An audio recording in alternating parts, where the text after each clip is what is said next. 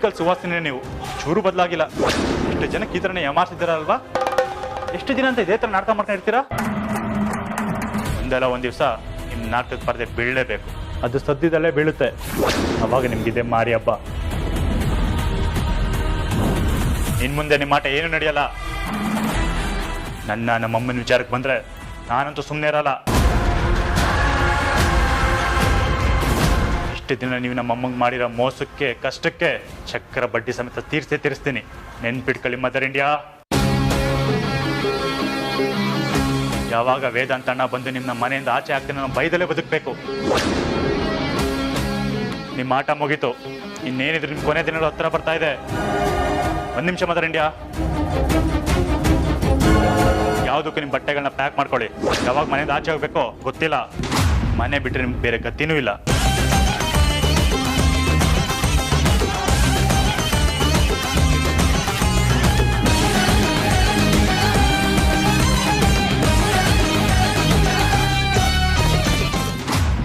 ಅಮ್ಮ ಬನ್ನಿ ಕೂತ್ಕೊಳ್ಳಿ.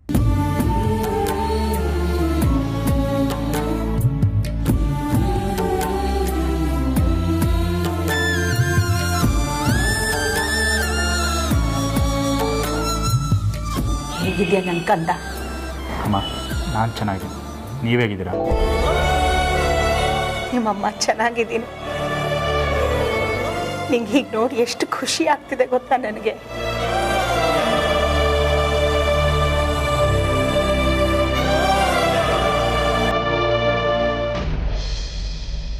ರೀ ಮಾತಾಡಿ, ಯಾಕೆ ಸುಮ್ಮನೆ ಇದ್ದೀರಿ? ನಮ್ಮ ಆಟೋಗೆ ಆಕ್ಸಿಡೆಂಟ್ ಆಗಿದೆ ತಾನೇ?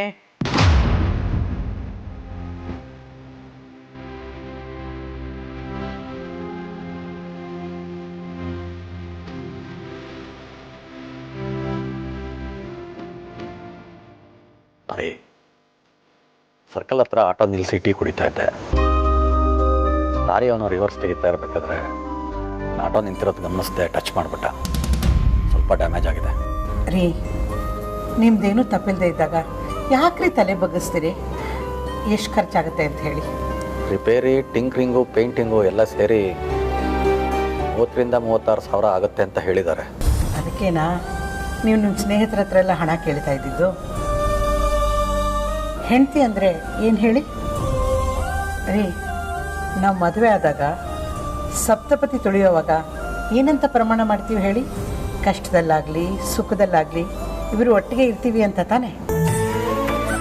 ಮತ್ತು ಕಷ್ಟದಲ್ಲಿ ಯಾಕೆ ನೀವು ನನ್ನನ್ನು ದೂರ ಇಡ್ತಿದ್ದೀರಿ? ಹಾಗಲ್ಲ ಪರಿ, ನೀನು ಸುಮ್ಮನೆ ಟೆನ್ಷನ್ ಮಾಡ್ಕೋತೀಯ ಅಂತ ಹೇಳಲಿಲ್ಲ ಅಷ್ಟೇ.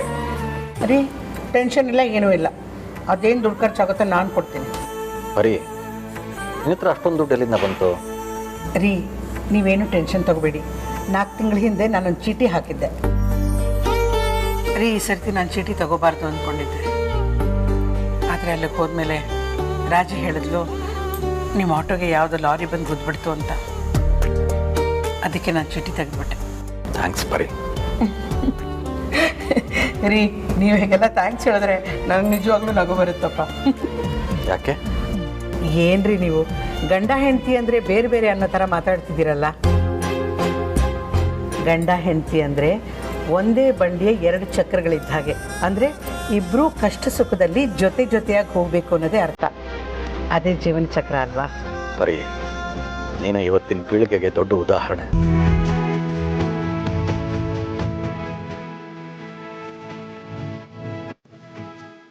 ರೀ, ಏನಿದು?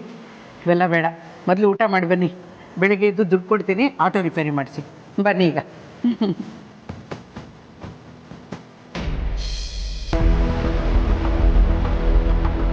ಅಮ್ಮ, ಇನ್ನು ಸಾಕು ಈ ವನವಾಸ. ನಿಮ್ಮ ಬಗ್ಗೆ ಮನೆಯವ್ರಿಗೆಲ್ಲ ಹೇಳೋಣ. ಎಲ್ಲದಕ್ಕಿಂತ ಮೊದಲು ಅಣ್ಣಂಗೆ ವಿಷಯ ಹೇಳಬೇಕು.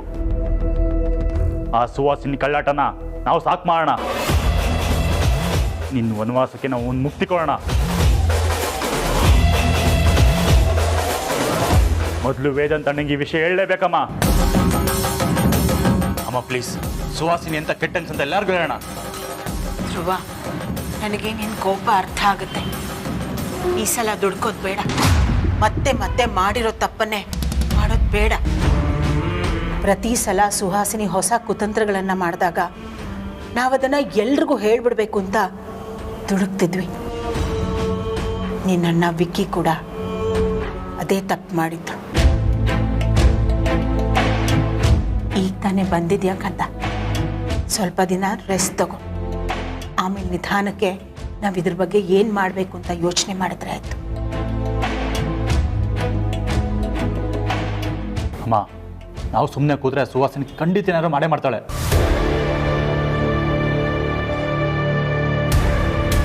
ಇಲ್ಲ ಧ್ರುವ, ಮನುಷ್ಯ ಆದವನಿಗೆ ತಾಳ್ಮೆ ಬೇಕು. ಗಾದೆ ಮಾತು ಕೇಳಲಿಲ್ವ ನೀನು? ತಾಳಿದವನು ಬಾಳಿಯಾನು ಅಂತ. ತಾಳ್ಮೆ ಹೇಗಮ್ಮ ತಾಳ್ಮೆ ತಂದ್ಕೊಳ್ಳೋದು? ಸುವಾಸಿನಿ ಮಾಡಿದ್ ನೆನ್ಸ್ಕೊಂಡ್ರೆ ಮೈಯೆಲ್ಲ. ಅವ್ರು ಮಾಡಿರೋ ಅನ್ಯಾಯ ಒಂದ ಎರಡ? ಮೊದಲು ನಿಮ್ಮನ್ನ ಅಪ್ಪನ ನಮ್ಮಿಂದ ದೂರ ಮಾಡಿದ್ಲು, ನಮ್ಮ ಮೋಸದಲ್ಲಿ ಬೆಳೆಸೋದ್ಲು, ಸುಳ್ಳು ಪ್ರೀತಿ ತೋರಿಸಿ ನಮ್ಮನ್ನೆಲ್ಲ ಬುಟ್ಟಿಗೆ ಹಾಕೊಂಡು. ನಮ್ಮ ವಿಚಾರ ಬಿಡಿ, ಪಾಪ ವಿಕ್ಕೇಣ ಆಯ್ತು ತುಂಬ ಮದರ್ ಇಂಡಿಯಾ ಅಂತ ಕರಿತಿದ್ದ. ಅಂತ ಮಗನೇ ಸಾಯಿಸ್ಬಿಟ್ಲು ಅವಳು. ಅವ್ರಿಗಿಂತ ಕ್ರೂರ ಪ್ರಾಣಿ ಈ ಪ್ರಪಂಚದಲ್ಲಿ ಯಾರೂ ಇಲ್ಲ ಅಮ್ಮ.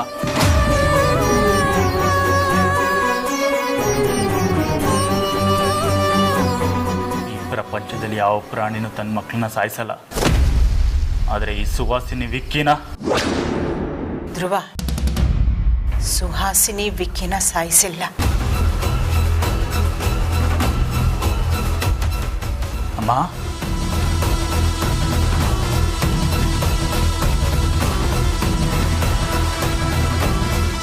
ಸುಹಾಸಿನಿ ವಿಕ್ಕಿನ ಸಾಯಿಸಿಲ್ಲ ಧ್ರುವ, ಸಾಯಿಸೋದಕ್ಕೆ ಪ್ರಯತ್ನ ಪಟ್ಲು. ಅಂದ್ರೆ ವಿಕ್ಕಿ ಬದುಕಿದ್ದಾನ? ಇರಬಹುದು.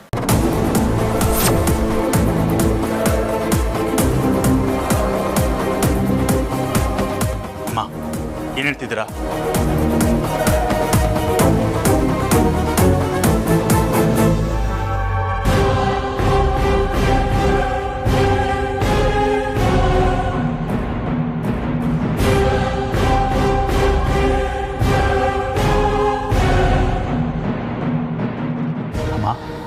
ಏನ್ ಹೇಳ್ತಿದ್ದೀರಾ?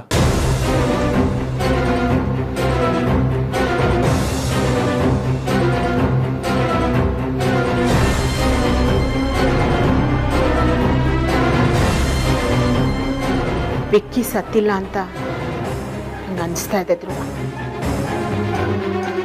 ಯಾರೂ ಅವನ ಶವನ ನೋಡಲಿಲ್ಲ.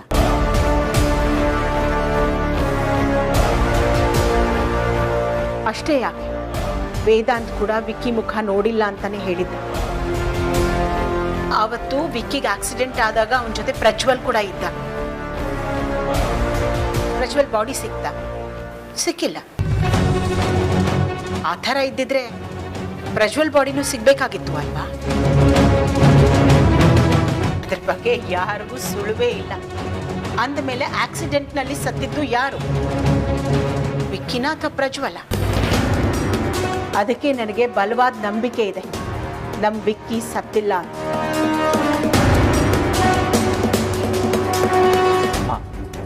ನೀವು ಹೇಳಿದ್ಮೇಲೆ ನನಗೂ ಅನಿಸ್ತಾ ಇದೆ ವಿಕ್ಕಿ ಸತ್ತಿಲ್ಲ ಅಂತ. ಅಮ್ಮ, ಆದರೂ ನಾವು ಕಾಯೋದು ಬೇಡ. ಮೊದಲು ನೀವು ಯಾರು, ಈ ಮನೆಗೂ ನಿಮಗೂ ಏನು ಸಂಬಂಧ ಅಂತ ಎಲ್ರೂ ಕೇಳೋಣ. ಇಲ್ಲದು, ಅದಕ್ಕೆ ಈಗ ಸೂಕ್ತವಾದ ಸಮಯ ಅಲ್ಲ. ಸಮಯ ಸಂದರ್ಭ ಅಂತ ಇದ್ರೆ ಸುವಾಸಿನಿ ಬೇರೆ ಏನಾದ್ರು ಪ್ಲಾನ್ ಮಾಡ್ತಾಳೆ. ಆಗ ನಮ್ಮ ಕೈ ಕಟ್ಟಾಗ್ತಂಗಾಗುತ್ತೆ ಅಮ್ಮ. ನಾವೀಗ ಅದೇ ಪರಿಸ್ಥಿತಿಲಿ ಇದೀವಿ ಧ್ರುವ. ಏನು ಹೇಳ್ತೀರಮ್ಮ? ಹೌದು ಧ್ರುವ, ಈಗ ನಿಮ್ಮ ತಂದೆ ಆ ಸುಹಾಸಿನಿ ಆಧೀನದಲ್ಲಿದ್ದಾರೆ.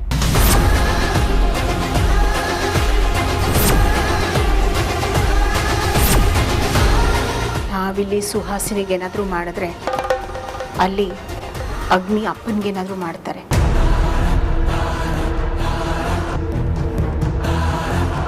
ಹಾಗಿದ್ರೆ ಈಗ ಏನು ಮಾಡೋದು? ಕಾಯೋಣ ಧ್ರುವ, ಕಾಯಬೇಕು. ಮೊದಲು ನಾವು ಸೂರ್ಯವ್ರನ್ನ ಅಗ್ನಿ ಮುಷ್ಟಿಯಿಂದ ಬಿಡಿಸ್ಕೋಣ, ಆಮೇಲೆ ಈ ಸುಹಾಸಿನಿ ಸಂಹಾರ. ನನಗೆ ತುಂಬ ದಿನ ಕಾಯಷ್ಟು ತಾಳ್ಮೆ ಇಲ್ಲ ಅಮ್ಮ. ಸಮಾಧಾನ ಮಾಡ್ಕೊದ್ರು. ಇನ್ನು ಹೆಚ್ಚು ದಿನ ಇಲ್ಲ, ಸ್ವಲ್ಪ ದಿನ ಅಷ್ಟೆ. ನಾವೆಲ್ಲರೂ ಖುಷಿಯಾಗಿರೋ ದಿನಗಳು ತುಂಬ ದೂರ ಇಲ್ಲ ಧ್ರುವ. ವಶಿಷ್ಠ ಕುಟುಂಬ ನಿಂತ್ಕೊಂಡು ಒಟ್ಟಿಗೆ ಊಟ ಮಾಡೋ ದಿನ ಹತ್ತಿರದಲ್ಲೇ ಇದೆ. ಯೋಚನೆ ಮಾಡಬೇಡ. ಬಾ, ನಿಂಗೆ ಇನ್ನೊಂದು ಸರ್ಪ್ರೈಸ್ ಇದೆ.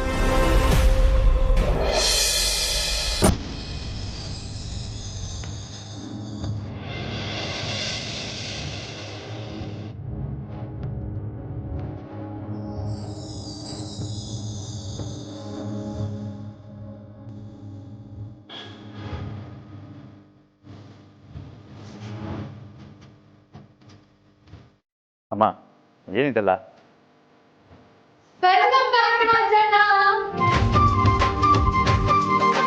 ಧ್ರುವ, ಅತಿಥಿ ಇಲ್ಲೇ? ಅಜ್ಜಿ, ನಾನು ಎಲ್ಲಿದ್ದೇನೆ ಅಜ್ಜಿ? ಯೋ ಕೊಡಿದೇವಾ, ಕಾರ್ ಹಿಡಿದ ತಕ್ಷಣ ದಿಢೀರ್ ಅಂತ ಮೇಲೋಡ್ ಬಂದಿದ್ಯಲ್ಲ, ಲಗೇಜ್ ಎತ್ಕೊಂಡ್ ಬರ್ಬೇಕು ಅನ್ನೋ ಕಾಮನ್ ಸೆನ್ಸ್ ಇಲ್ವಾ? ಇರೋದು ನೋಡು, ಇಷ್ಟು ದಿನ ಸೇವೆ ಮಾಡಿದಕ್ಕೂ ಒಂದು ಲಗೇಜ್ ಎತ್ಕೊಂಡ್ ಬರಕ್ಕಾಗಲಿಲ್ಲ ನಿನ್ ಕೈಲಿ. ಇದಕ್ಕೆ ಯಾಕೆ ಹಿಂಗೆ ಆಡ್ತೀಯಾ? ಅದಕ್ಕೊಂದು ಅವಾರ್ಡ್ ಕೊಡ್ಸೋಣ.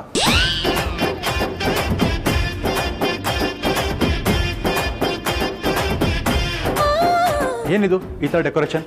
ರಾಜಣ್ಣ, ನೀವು ಬರ್ತಿರೋ ಅನ್ನೋ ಖುಷಿಗೆ ಏನನ್ನೆಲ್ಲ ಡೆಕೋರೇಟ್ ಮಾಡಬೇಕು ಅಂತ ಅನ್ಕೊಂಡ್ವಿ. ಇನ್ನೂ ಏನೇನೋ ಮಾಡೋದಿತ್ತು. ಅಷ್ಟರೊಳಗೆ ಈ ಕುಂಬಳಕಾಯಿನ ಬಂದ್ವಿ ಅಂತ ಫೋನ್ ಮಾಡೋದು. ಅದಕ್ಕೆ ಚಿಕ್ಕದಾಗಿ ಒಂದು ಸ್ಮಾಲ್ ಸರ್ಪ್ರೈಸ್.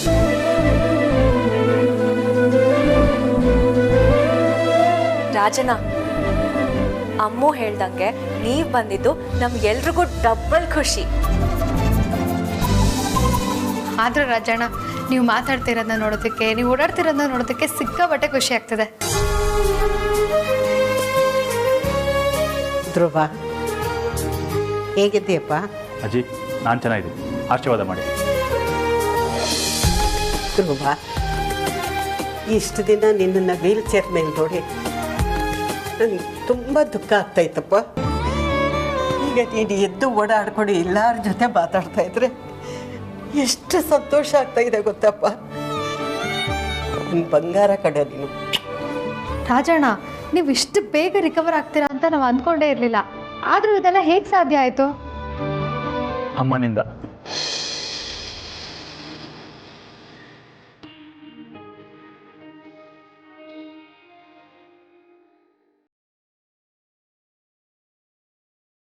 ಹೌದು, ನಾನೀಗ ಮಾತಾಡೋದಕ್ಕೆ, ನಡೆದಾಡೋದಕ್ಕೆ ಅಮ್ಮನೇ ಕಾರಣ.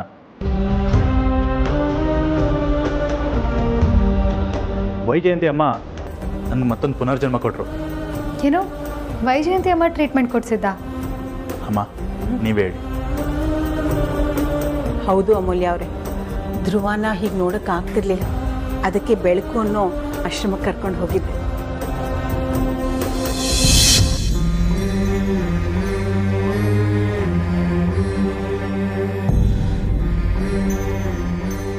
ಗುರುಗಳೇ, ಇವನು ನನ್ನ ಮಗ. ಇವನಿಗೆ ಮಾತು ಬರಲ್ಲ. ಅಮ್ಮ ಅಂತ ಕರೆಯೋಕ್ಕೂ ತುಂಬ ಕಷ್ಟಪಡ್ತಾನೆ. ದಯವಿಟ್ಟು ನೀವೇ ಇವನನ್ನು ಸರಿ ಮಾಡಬೇಕು. ಮಕ್ಕಳು ಮೊದಲನೇ ಸಲ ಮಾತಾಡಿದಾಗ ತಾಯಿಗೆ ಎಷ್ಟು ಸಂತೋಷ ಆಗುತ್ತೋ ಹಾಗೆ ಚೆನ್ನಾಗಿ ಮಾತಾಡ್ಕೊಂಡಿದ್ದ ಮಗ ಮೌನವಾದಾಗ ಅಷ್ಟೇ ದುಃಖ ಆಗುತ್ತೆ. ಗುರುಗಳೇ, ನನ್ನ ಮಗ ಮೊದಲಿನ ಹಾಗೆ ಮಾತಾಡೋ ಹಾಗಾಗಬೇಕು. ಅದಕ್ಕೆ ನೀವೇ ಏನಾದರೂ ಮಾಡಬೇಕು.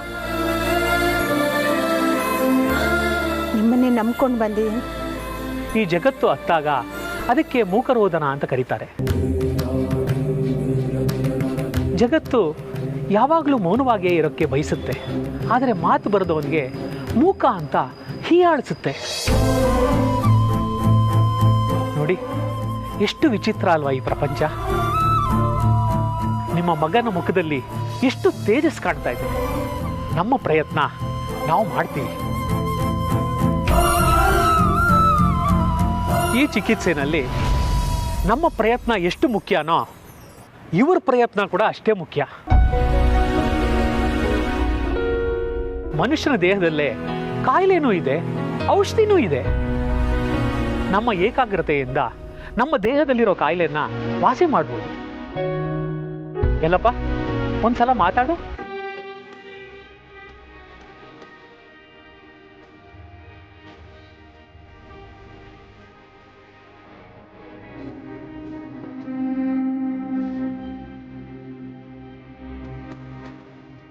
ನಿಮ್ಮ ಮಗ ಮಾತಾಡೋಕ್ಕೆ ತುಂಬ ಕಷ್ಟಪಡ್ತಾ ಇದ್ದಾನೆ.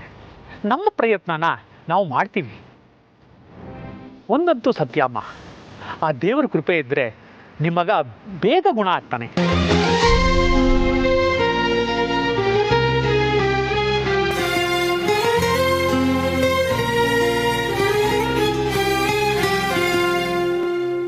ನಾನೀಗ ಮಾತಾಡೋದಕ್ಕೆ ನಡೆದಾಡೋದಕ್ಕೆ ಅಮ್ಮನೇ ಕಾರಣ.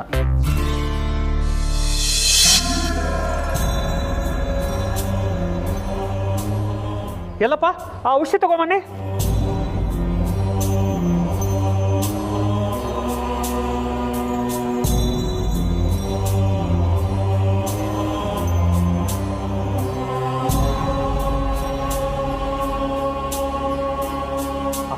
ಇದನ್ನ ಜೋರ ಎಳ್ಕೊಪ್ಪ.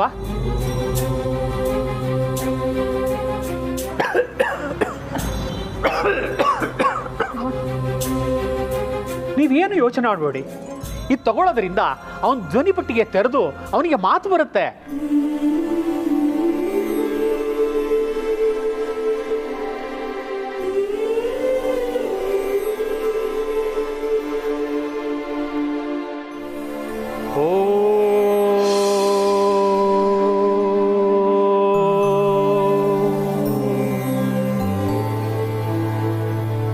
ಮಹಾಗಣಪತಯೇ ನಮಃ. ಈ ಓಂಕಾರ ಬೀಜಾಕ್ಷರ ನಾಭಿಯಿಂದ ಬರಬೇಕಪ್ಪ. ಆ ಓಂಕಾರ ಬೀಜಾಕ್ಷರ ನಾಭಿಯಿಂದ ಬಂದಾಗ ಮನಸ್ಸು ದೇಹ ಎರಡು ಸಂತೋಷವಾಗುತ್ತೆ. ದೇಹ ಇದೆಯಲ್ಲ, ಇದನ್ನು ಆಟಮ್ ಅಂತ ಕರೀತಾರೆ, ಅಂದರೆ ಒಂದು ಕಣ. ಈ ಓಂಕಾರ ನಾದದಿಂದ ಆ ಒಂದೊಂದು ಕಣದ ಮೇಲೂ ಅದು ಬಿದ್ದು ಮನುಷ್ಯನ ಎಬ್ಸುತ್ತೆ. ಎಲ್ಲಿ ಒಂದು ಸಲ ಆ ಓಂಕಾರ ನಾದನ ಹೇಳಪ್ಪ.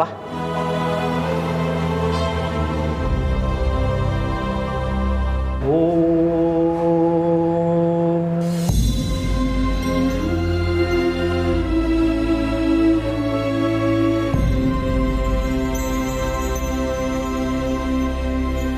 ಪ್ರಯತ್ನ ಪಡಪ್ಪ.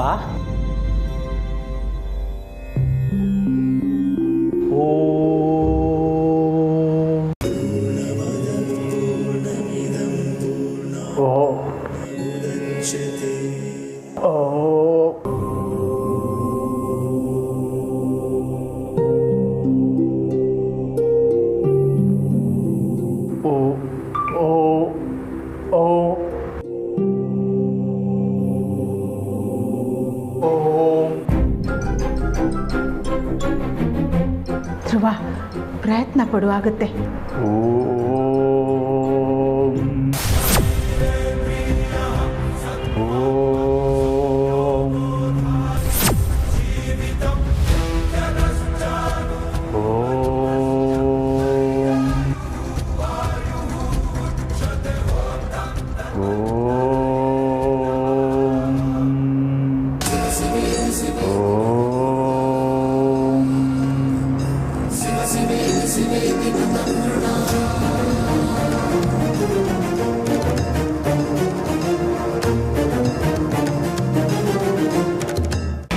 ಧ್ರುವರ್ನ ಮೊದಲಿನ ಹಾಗೆ ಮಾಡಿದ್ದು ಅಲ್ಲಿನ ಗುರುಗಳು, ಅವ್ರ ಉಪಚಾರ.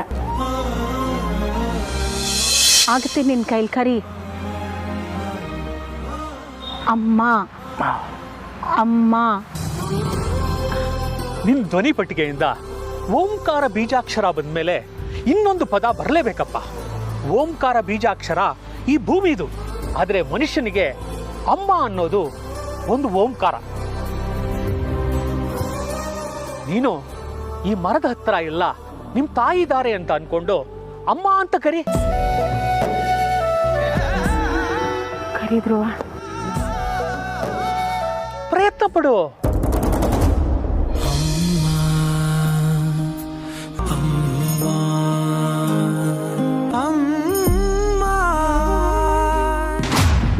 ನಮ್ಮ ಪ್ರಯತ್ನಕ್ಕಿನ್ನ ಇವ್ರ ಪ್ರಯತ್ನನೇ ತುಂಬಾ ಮುಖ್ಯ ಅಮ್ಮ. ಗುರುಗಳೇ, ಒಂದು ನಿಮಿಷ ನಂಗೆ ಟೈಮ್ ಕೊಡಿ. ತಾಯಿಗೆ ಮಗನೇ ಧ್ವನಿ.